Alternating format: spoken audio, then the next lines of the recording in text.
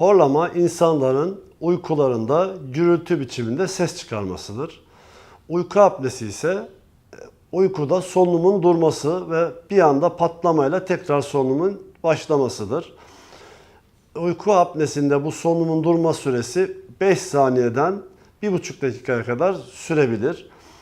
Bunların belirtileri kronik yorgunluk, baş ağrısı, halsizlik, isteksizlik, mutsuzluk, ileri vakalarda cinsel isteksizlik, devamlı uyuklama hali. Bu hastalar hiç gözlerini açamazlar. Bıraktığınız yerde uyurlar.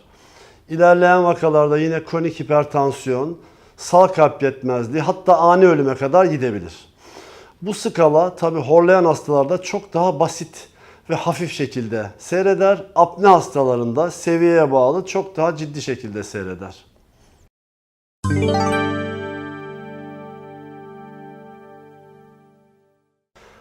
Horlama ve uyku apnesinde esas olan tanıyı koymaktır. Tanı koymak için hastalara polisomnografi dediğimiz uyku testi yaparız. Uyku testi sonucuna göre basit horlamadan ağır uyku apneye kadar, hastalığına kadar sonuçlar çıkabilir. Buradan çıkan sonuçlara göre hastanın cerrahisini planlarız. Genellikle horlama, basit horlama hastalarında eşlerin bize bu horluyor diye getirilen hastalarda genelde cerrahi tedaviye veya başka bir tedaviye gerek yoktur.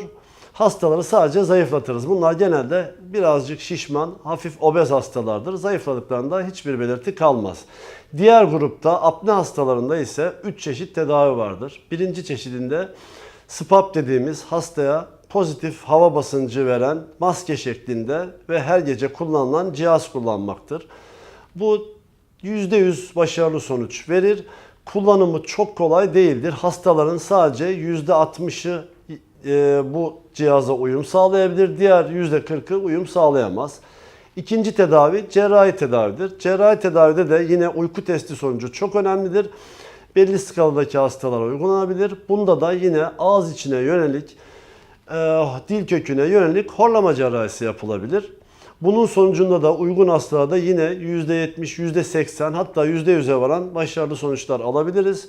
Üçüncü tedavide ise yeni uygulanmaya başlayan kişiye özel ağız içine ve dil köküne yönelik çeneyi öne çeken preparatlar yapılabilir. Bunları kullanarak da uygun hastalar %100 sonuç alabilirler.